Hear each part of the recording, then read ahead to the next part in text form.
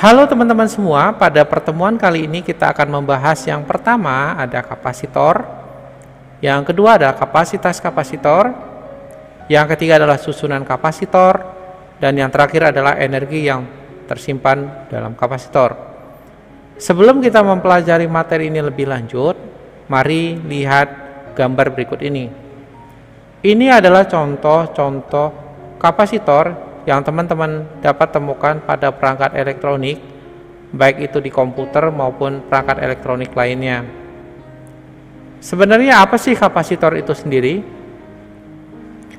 Kapasitor adalah alat atau komponen yang dibuat sedemikian sehingga mampu menyimpan muatan listrik. Untuk kapasitor ini sendiri terdiri atas lempengan-lempengan logam yang disekat satu sama lain dengan isolator, seperti ini. Ada dua buah lempengan yang dipisah oleh bahan isolator atau tidak saling bersentuhan. Yang berikutnya adalah kegunaan kapasitor. Ada beberapa kegunaan kapasitor. Yang pertama, untuk menyimpan muatan listrik dan energi listrik. Yang kedua, untuk memilih frekuensi pada radio penerima. Yang ketiga, sebagai filter dalam pensuplai daya. Yang keempat, untuk menghilangkan bunga api atau konsleting listrik pada sistem pengapian mobil. Yang kelima, untuk menyekat arus listrik searah sehingga arus searah DC tidak dapat melewati kapasitor. Ini adalah kegunaan kapasitor. Sedangkan untuk kapasitas kapasitor, apa sih kapasitas kapasitor itu? Kapasitas kapasitor adalah kemampuan kapasitor untuk menyimpan muatan listrik. Sedangkan yang dimaksud dengan kapasitas suatu kapasitor adalah perbandingan tetap antara muatan Q yang tersimpan dalam kapasitor terhadap beda potensial P antara kedua konduktornya. Dengan persamaan C sama dengan Q per P, di mana C itu adalah kapasitas kapasitor dengan satuan coulomb per volt atau farad atau F. Q itu adalah muatan listrik yang disimpan dengan satuan coulomb atau dengan simbol satuannya C. P itu adalah beda potensial listrik dengan satuan volt atau dengan simbol satuannya P. Contoh soalnya sebagai berikut. Sebuah kapasitor dengan kapasitas 0,4 mikrofarad dimuati oleh baterai 12 volt. Muatan yang tersimpan dalam kapasitor itu adalah A 2,5 kali 10 pangkat minus 6 coulomb, B 3,0 kali 10 pangkat minus 6 coulomb, C 4,0 kali 10 pangkat minus 6 coulomb, D 4,8 kali 10 pangkat minus 6 coulomb, E 5,5 kali 10 pangkat minus 6 coulomb. Untuk membahas ini, data yang teman-teman bisa peroleh adalah yang pertama ada C, yaitu kapasitas kapasitornya sebesar 0,4 mikrofarad. Kita ubah ke farad menjadi 0,4 kali 10 pangkat minus 6 farad. Berikutnya adalah P, tegangannya besarnya adalah 12 volt. Yang ditanyakan berapakah muatan yang tersimpan dalam kapasitor itu, Q. Untuk menyelesaikan ini kita gunakan persamaan kapasitas kapasitor. C sama dengan Q per P. Dari persamaan C sama dengan Q per P, kita dapat menentukan besarnya Q dengan persamaan C dikali P. Kita masukkan nilainya. Q sama dengan 0,4 kali 10 pangkat minus 6 dikali 12. Sederhanakan, Q sama dengan 4,8 kali 10 pangkat minus 6 coulomb. Jadi jawabannya adalah D, 4,8 kali 10 pangkat minus 6 coulomb. Untuk kapasitas kapasitor ini nanti kita bedakan menjadi dua. Yang pertama adalah kapasitas kapasitor keping sejajar, dan yang kedua nanti adalah kapasitas kapasitor bentuk bola. Yang pertama dulu, kapasitas kapasitor keping sejajar. Kapasitor keping sejajar terdiri dari dua keping konduktor yang luasnya sama dan dipasang sejajar. Kalau digambar seperti ini, ada dua buah keping konduktor yang dipisahkan oleh jarak D, di mana masing-masing keping ini memiliki muatan positif dan negatif. Jika di antara keping ini vakum, atau hampa udara atau memiliki udara, maka berlaku persamaan C sama dengan epsilon 0 dikali A per D, di mana C itu adalah kapasitas kapasitor dengan satuan C per Pi atau Coulomb per volt atau Farad atau F. Epsilon 0 itu adalah permitivitas ruang hampa atau udara dengan nilai 8,85 kali 10 pangkat minus 12 C kuadrat per N kali M kuadrat. A itu adalah luas masing-masing keping dengan satuan meter persegi. D itu adalah jarak antar keping. Jika antara keping diisi dengan medium lain atau bahan dielektrik, misalkan mika, kaca, porselen, keramik, maka akan berlaku persamaan C sama dengan K dikali epsilon 0 A per D, dengan C sama dengan kapasitas kapasitor, Coulomb per volt atau Farad atau F. Nah, karena di antara keping ini diisi atau diselipi medium atau benda dielektrik, maka akan memiliki konstanta dielektrikum dengan besar K lebih besar sama dengan 1, sedangkan untuk udara K sama dengan 1. Kemudian epsilon 0 itu adalah permitivitas ruang hampa atau udara besarnya 8,85 kali 10 pangkat minus 12 C kuadrat per N M kuadrat. A itu adalah luas masing-masing keping M kuadrat. D itu adalah jarak antar keping M. Epsilon itu sama dengan permitivitas suatu medium atau bahan sama dengan K dikali epsilon 0. Sedangkan permitivitas relatif adalah perbandingan antara kapasitas dalam bahan penyekat dan kapasitas dalam vakum atau udara, dengan persamaan epsilon R sama dengan CB per CO, di mana CB itu adalah kapasitas kapasitor dalam bahan penyekat, kemudian CO itu sama dengan kapasitas kapasitor tanpa bahan penyekat. Contoh soalnya sebagai berikut. Sebuah kapasitor keping sejajar, luas setiap kepingnya 2000 cm persegi dan terpisah 1 cm satu sama lain. Beda potensial di antara keping 3000 volt bila berisi udara, tetapi beda potensial itu menjadi 1000 volt ketika di antara keping disisipi bahan dielektrik. Tentukan di mana epsilon 0 sama dengan 8,85 kali 10 pangkat minus 12 C kuadrat per Nm. A. Kapasitas mula-mula, B. Kapasitas setelah penyisipan dielektrik, dan C. Permitivitas relatif bahan dielektrik.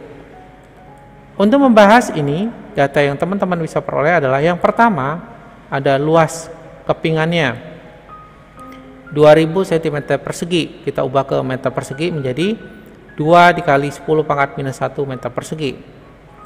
Berikutnya adalah jarak antara keping 1 cm, kita ubah ke meter menjadi 1 kali 10 pangkat minus 2 meter. Berikutnya adalah P0. P0 itu adalah tegangan pada saat di antara keping itu tidak diberikan bahan dielektrik. Besarnya adalah 3000 volt. Berikutnya adalah PB. PB itu adalah tegangan atau beda potensial pada saat di antara keping itu disisipkan bahan dielektrik sebesar 1000 volt. Kemudian ada epsilon 0 8,85 kali 10 pangkat minus 12 C kuadrat per Nm. Yang ditanyakan berapakah A. Kapasitas mula-mulanya CO nya, yang B. Kapasitas setelah disisipkan bahan dielektrik CB, yang C adalah permitivitas relatif epsilon R. Untuk menyelesaikan ini kita gunakan rumus yang pertama, kapasitas kapasitor C sama dengan Q per P. Kemudian kita juga menggunakan persamaan kapasitas kapasitor antar keping yang tidak diberi bahan dielektrik, C sama dengan epsilon 0A per D, dan persamaan yang lain kita gunakan adalah permitivitas relatif bahan dielektrik epsilon R sama dengan CB per CO. Yang pertama kita cari dulu kapasitas mula-mulanya. Kita gunakan persamaan kapasitas kapasitor antar keping saat tidak diberikan bahan dielektrik. CO sama dengan epsilon 0 dikali A per D. Masukkan nilainya. CO sama dengan 8,85 kali 10 pangkat minus 12 dikali 2 kali 10 pangkat minus 1 per 1 kali 10 pangkat minus 2. Sederhanakan, CO sama dengan 17,7 kali 10 pangkat minus 13 per 1 kali 10 pangkat minus 2. Sederhanakan lagi, CO sama dengan 17,7 kali 10 pangkat minus 11 farad. Ini adalah kapasitas mula-mulanya. Kemudian kita akan mencari kapasitas setelah disisipkan bahan dielektrik. Yang pertama kita harus cari dulu adalah muatan pada masing-masing keping. Dengan persamaan Q sama dengan CO kali PO. Ini kita peroleh dari persamaan kapasitas kapasitor yang C sama dengan Q per P. Jadi Q-nya sama dengan C kali P. Karena ini sebelum disisipkan bahan dielektrik, menjadi Q sama dengan CO kali PO. Masukkan nilainya. Q sama dengan 17,7 kali 10 pangkat minus 11 dikali 3 kali 10 pangkat 3. 3 kali 10 pangkat 3 ini dari mana? Dari 3000 volt. Kita jadiin notasi ilmiah menjadi 3 kali 10 pangkat 3. Sederhanakan, Q sama dengan 53,1 kali 10 pangkat minus 8 Coulomb. Kita masukkan nilai Q ini ke persamaan CB sama dengan Q per PB. Ini kita akan mencari kapasitas setelah disisipkan bahan dielektrik. Masukkan nilainya. CB sama dengan 53,1 kali 10 pangkat minus 8 per 1 kali 10 pangkat 3. Sederhanakan, CB sama dengan 53,1 kali 10 pangkat minus 11 farad. Ini adalah kapasitas setelah diberi bahan dielektrik. Berikutnya yang C, kita gunakan persamaan epsilon R sama dengan CB per CO. Masukkan nilainya.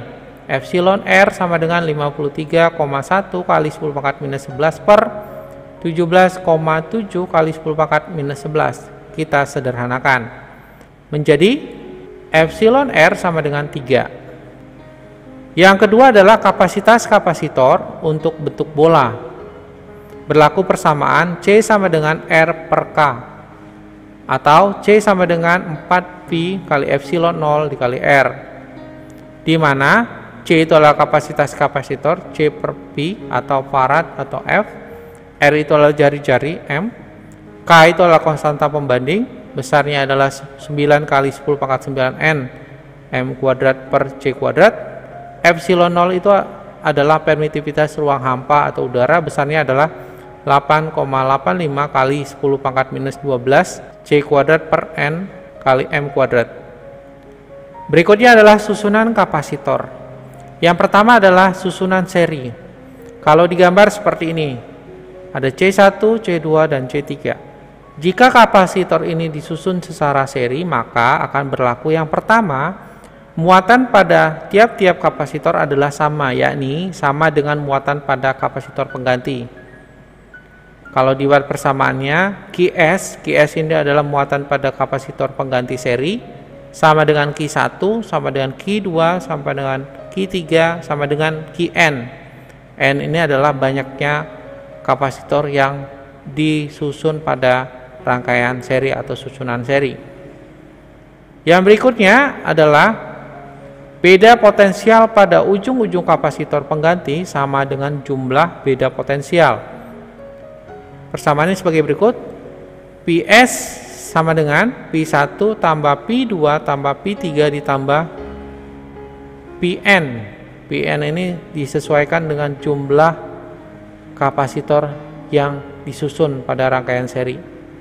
Berikutnya adalah kapasitas kapasitor pengganti seri, itu dengan persamaan 1 per CS sama dengan 1 per C1 tambah 1 per C2 tambah 1 per C3 tambah 1 per Cn. Contoh soalnya sebagai berikut.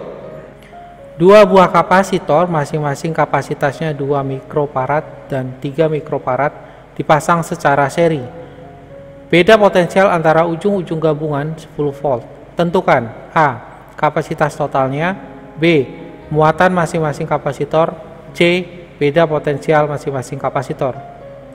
Untuk membahas ini, data yang teman-teman bisa peroleh adalah yang pertama ada C1, kapasitor pertama sebesar 2 mikrofarad. Kemudian ada C2 sebesar 3 mikrofarad. Kemudian ada PS, tegangan pada susunan seri, yaitu 10 volt. Yang ditanyakan yang A, berapakah kapasitor pengganti susunan serinya, CS. Yang B, muatan masing-masing kapasitor Q1, Q2. Kemudian yang C, beda potensial masing-masing kapasitor P1, P2. Untuk menyelesaikan ini, kita gunakan rumus yang pertama, ada kapasitas kapasitor pengganti seri 1 per CS sama dengan 1 per C1 tambah 1 per C2. Dan persamaan yang lain kita gunakan adalah kapasitas kapasitor C sama dengan Q per P. Kita cari dulu yang kapasitas totalnya menggunakan persamaan 1 per CS sama dengan 1 per C1 tambah 1 per C2. Kita masukkan nilainya. 1 per CS sama dengan 1 per 2 tambah 1 per 3. Kita samakan penyebutnya. 1 per CS sama dengan 3 per 6 tambah 2 per 6. Sederhanakan, 1 per CS sama dengan 5 per 6. CS-nya sama dengan 6 per 5 atau sama dengan 1,2 mikrofarad. Yang berikutnya yang B. Kita gunakan persamaan CS sama dengan QS per PS. Untuk QS-nya sama dengan CS dikali PS. Masukkan nilainya. QS sama dengan 1,2 dikali 10. Sederhanakan. QS sama dengan 12 mikrokulom. Untuk kapasitor yang disusun secara seri, berlaku persamaan QS itu besarnya sama dengan Q1 sama dengan Q2, yaitu 12 mikrokulom. Jadi besarnya muatan pada Q1 dan Q2 itu sama, yaitu 12 mikrokulom. Berikutnya kita cari yang C. Kita gunakan persamaan. Untuk yang C adalah P1 sama dengan Q1 per C1. Masukkan nilainya. 12 per 2 sama dengan 6 volt. Jadi untuk tegangan pada kapasitor pertama atau P1 besarnya adalah 6 volt. Kemudian untuk V2 sama dengan Q2 per C2. Masukkan nilainya. 12 per 3 sama dengan 4 volt. Besarnya tegangan pada kapasitor kedua adalah 4 volt. Yang kedua adalah susunan paralel. Kalau digambar seperti ini. Kapasitor disusun secara paralel, gambarnya seperti ini. Jika disusun secara paralel maka akan berlaku yang pertama, muatan kapasitor pengganti sama dengan jumlah masing-masing kapasitor. Dengan persamaannya, Qp sama dengan Q1 tambah Q2 tambah Q3 tambah Qn. Qp ini adalah muatan kapasitor pengganti paralel. Qn ini adalah jumlahnya kapasitor yang disusun secara paralel. Berikutnya, beda potensial masing-masing kapasitor sama dan bernilai sama dengan beda potensial sumber. Persamaannya adalah Pp sama dengan P1 sama dengan P2 sama dengan P3 sama dengan Pn. Yang berikutnya adalah kapasitas kapasitor pengganti paralel dengan persamaan Cp sama dengan C1 tambah C2 tambah C3 tambah Cn. Contoh soalnya sebagai berikut. Dua kapasitor C1 sama dengan 6 mikrofarad dan C2 sama dengan 3 mikrofarad disusun paralel kemudian dihubungkan ke sumber tegangan 18 volt. Maka tentukan A. Kapasitas pengganti, B. Muatan masing-masing kapasitor, C. Beda potensial pada tiap kapasitor. Untuk membahas ini, data yang teman-teman bisa peroleh adalah yang pertama ada kapasitor pertama C1, kemudian C2 sama dengan 3 mikrofarad. Kemudian ada tegangan paralelnya 18 volt. Yang ditanyakan berapakah A. Cp kapasitor penggantinya, B. Muatan pada masing-masing kapasitor Q1, Q2. Yang C. Beda potensial pada tiap-tiap kapasitor V1, V2. Untuk menyelesaikan ini, kita gunakan rumus, yaitu yang pertama kapasitas kapasitor pengganti paralel CP sama dengan C1 tambah C2, dan kapasitas kapasitor C sama dengan Q per P. Cari dulu yang kapasitas penggantinya, CP sama dengan C1 tambah C2. Masukkan nilainya. CP sama dengan 6 ditambah 3, sama dengan 9 mikrofarad. Kemudian, untuk mencari besarnya muatan pada masing-masing kapasitor, kita gunakan persamaan Q1 sama dengan C1 kali V1, ini untuk mencari muatan pada kapasitor pertama. Masukkan nilainya, Q1 sama dengan 6 dikali 18, Q1 sama dengan 108 mikrokulom. Ini muatan pada kapasitor pertama. Untuk Q2-nya sama dengan C2 kali P2, masukkan nilainya. Q2 sama dengan 3 dikali 18, Q2 sama dengan 54 mikrokulom.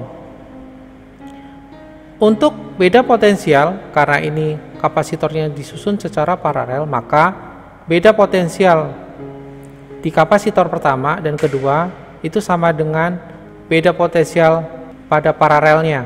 Vp sama dengan V1 sama dengan V2 sama dengan 18 volt. Yang terakhir adalah energi yang tersimpan dalam kapasitor. Pada saat sebuah kapasitor diberi muatan listrik, maka akan terjadi perpindahan muatan listrik dari satu keping ke keping yang lainnya. Nah, untuk memindahkan muatan listrik tersebut diperlukanlah usaha. Usaha yang dipakai untuk memindahkan muatan listrik tadi akan disimpan kapasitor sebagai energi. Dengan persamaan energi, W sama dengan setengah kali Q kuadrat per C, atau boleh juga menggunakan W sama dengan setengah dikali Q dikali P, atau boleh juga menggunakan W sama dengan setengah dikali C dikali P kuadrat. Contoh soalnya sebagai berikut. Dua kapasitor 3 mikrofarad dan 5 mikrofarad disusun seri dengan beda potensial 110 volt dipasang pada rangkaian ini. Energi yang tersimpan dalam sistem adalah A 0,011 Joule, B 0,12 Joule, C 0,30 Joule, D 0,50 Joule, E 1 Joule. Untuk membahas ini, data yang teman-teman bisa peroleh adalah yang pertama ada kapasitor pertama C1 3 mikrofarad, C2-nya 5 mikrofarad, kemudian tegangan serinya Vs-nya 110 volt.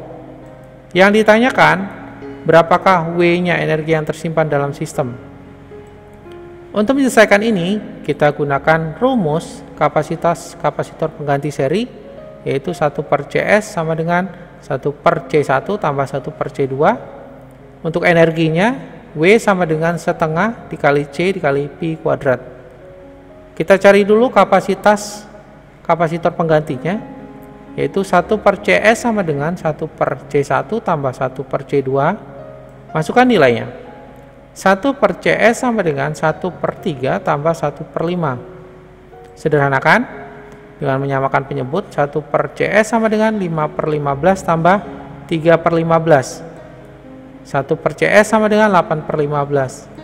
CS sama dengan 15 per 8, atau 1,875 mikrofarad. Kalau kita ubah ke farad menjadi 1,875 kali 10 pangkat minus 6 farad. Kemudian kita masukkan ke persamaan energi. W sama dengan setengah dikali CS dikali P kuadrat. Masukkan nilainya. W sama dengan setengah dikali 1,875 kali 10 pangkat minus 6 dikali P-nya kita menggunakan Vs menjadi 110 kuadrat. Sederhanakan.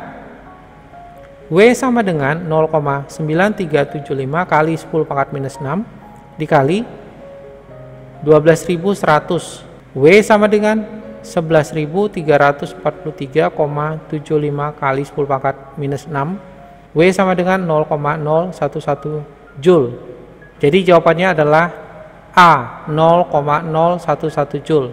Buat kamu yang pertama menonton video ini, jangan lupa subscribe dan tekan loncengnya untuk mengetahui upload terbarunya, like, dan share jika video ini berguna dan bermanfaat buat kamu. Buat subscribe, like, dan share-nya, terima kasih.